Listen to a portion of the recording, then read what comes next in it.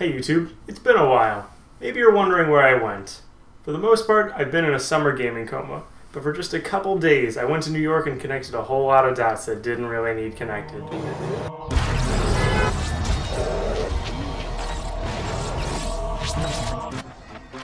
But I couldn't stay away. I missed BioShock too much, and I know BioShock missed me. An artist once said, all critics should be assassinated.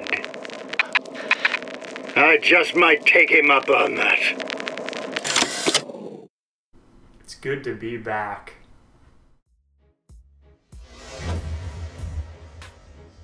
Welcome back, everybody. My name is Tyler, and this is GameStudiously, the show where I take our beloved video game medium and get all analytical with it. This week brings us to the end of a 3-episode case study of BioShock Infinite, the game that inspired me to make this channel. So you know my bias. I like this game quite a bit. Last time, we talked about Booker DeWitt, how and why his character works as a protagonist, and now we're turning the lens on Elizabeth, his companion throughout the game. I don't want to analyze Elizabeth just for the sake of symmetry, or just because her story was impactful to me. I want to analyze Elizabeth because her character has been celebrated throughout many gaming communities. So the question is, why do we love Elizabeth? My theory is that there are two primary reasons that we like, love, and connect with Elizabeth. First, Elizabeth takes a classic narrative and turns it on its head. And second, she's the heroine and centerpiece to the game's relatively progressive gender politics. But those 2 points are largely literary, or at least story-focused.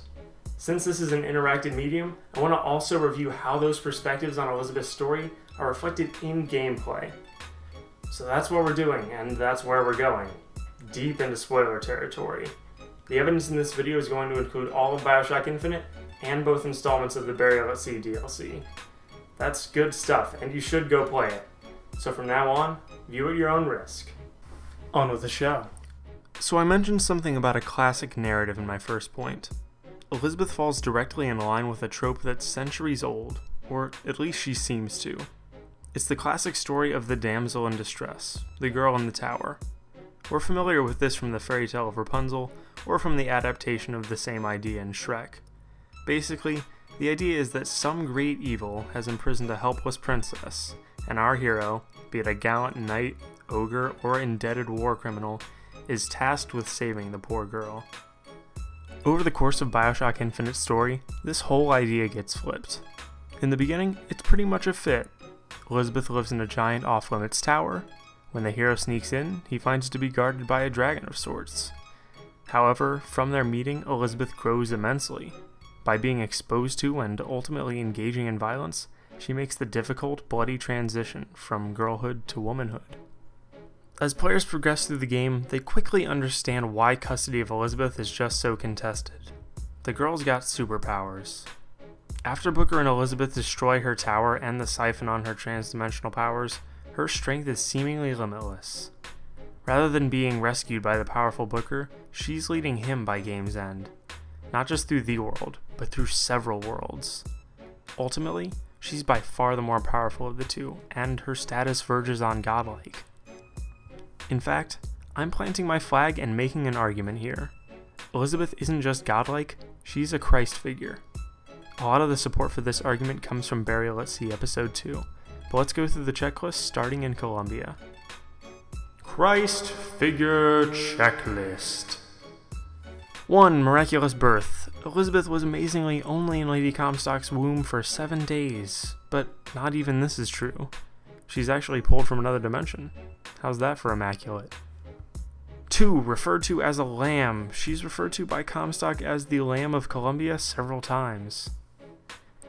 3. Anti-violent. Elizabeth is horribly repulsed by Booker's violence when it is first displayed to her. 4. Sympathetic to the weak. Predictably, Elizabeth is pretty startled by the inequity she sees in the Finkton shantytown.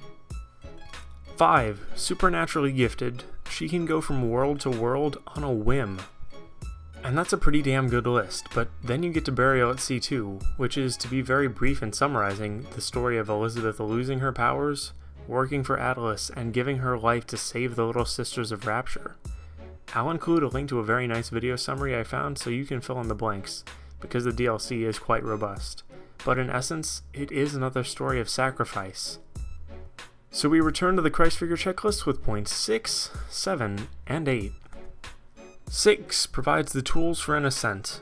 In the plot of the DLC, Elizabeth crosses dimensions to Columbia and retrieves a Lutece particle to help elevate Fontaine's commercial empire from the ocean floor. 7 sacrifices powers, lives as a mortal. By choosing to return to Rapture for the events of Burial at Sea 2, this mortal Elizabeth is collapsing her quantum superposition and sacrificing her powers. 8 gives her life to save her people. Elizabeth knows that working for Atlas will only result in her death, but she willingly makes that sacrifice to allow for Jack's eventual saving of the Little Sisters. So I think those are pretty strong credentials for a Christ figure. Despite the game's backgrounded criticism of Judeo-Christian theology, it's happy to make the Elizabeth-Christ connection as a literary device. And if none of that persuaded you, take a look at the imagery here from Burial at Sea 2. Very reminiscent of artistic depictions of Jesus' burial site, I think. Using the Christ figure not only ties BioShock Infinite into a rich literary tradition, it emphasizes Elizabeth's character arc, from a traumatic infancy to demigod status, in a way that's thematically relevant. And that thematic continuity works for us. The game asks us to think about religion quite a bit, and it's only fitting that we might ultimately consider Elizabeth in that context. So we care about Elizabeth because of the progress she makes. I think another reason we care about her is the progress her game makes. I mentioned earlier that Elizabeth is the centerpiece of a game with fairly progressive gender politics. Here's what I mean. For one, there's the female Christ figure. While it's not unprecedented, it's not particularly common either. But there's more. Consider Elizabeth when players first meet her. You could turn the sound off and still learn some essential things about her character. It's her attire that informs us. She wears a choker around her neck. I'd argue that that's representative of the ways in which Elizabeth is suffocated, confined, and controlled entirely. Later in the game, Elizabeth becomes a woman. She'll arrive a girl. She must leave a woman. And what makes the difference between a girl and a woman? Blood. Your part. And changes into her mother's outfit, which includes a corset. The meaning there is pretty similar to the choker. It's a symbol of restriction, suffocation, and discomfort that comes out of these female restrictive societies. Then there's the thimble that Elizabeth wears over her severed pinky. We're never given the impression that Elizabeth is much for sewing, but the thimble still carries connotations of domesticity. Elizabeth is confined to the home, unable to branch out into the public sphere. The choker, the corset, and the thimble are all important character design decisions that subtly communicate Elizabeth's suppression. Narratively, we might consider one of Elizabeth's important skills, lockpicking, to be suggestive of her subversion of the restrictive society she belongs to. Not only can she see behind all the doors, she can break into them too. This gameplay element illustrates Elizabeth's subversion of the oppressive society run by Comstock. Oh, did I say Comstock? I meant Father Comstock. The paternal titling is another deliberate choice that gestures towards patriarchy. Patriarchy, which literally means rule of the father, refers to social structures where adult, older men occupy positions of power, and women are correspondingly held back from such authority. I don't think that BioShock Infinite prioritizes the patriarchy, but it certainly has something to say. Something that may just be as simple as creepy religious zealot father figures that kidnap girls and oppress them? Yeah, they're the opposite of awesome. So the game charts Elizabeth's development from damsel in distress to demigod, and BioShock Infinite seems to be interested in centering Elizabeth in an arguably feminist narrative. And these are the things we appreciate about Elizabeth. But are these story elements reflected in the gameplay? And if so, how? Elizabeth's story is essentially an arc from powerlessness to godliness, and then back down to mortality in the DLC. When we first meet Elizabeth, we aren't really aware of her capabilities. She functions as a combat assistant, seemingly conjuring basic supplies like ammunition, salts, and health from thin air to aid us in times of need. And this makes sense, right? The idea of imprinting a paternal, protective relationship is key to the backstory of Rapture's Big Daddies and Columbia's Songbird. This is really emphasized in the Burial at Sea extensions.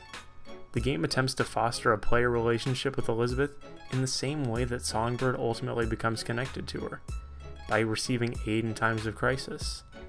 You could argue that its implementation is a little ham-fisted, but altogether I think it's a really beautiful parallel. But the middle part does trouble me a little bit. Elizabeth reveals her power for opening tears, and this impacts the story greatly. She takes Booker through several worlds over the course of the game. However, this character growth is much less impactful to the game's combat sequences. Before revealing her powers, Elizabeth seemed to be conjuring supplies from other worlds to throw you a band-aid or a bottle of salts. After revealing her powers, Elizabeth is definitively conjuring supplies from other worlds, but that's where her impact stops.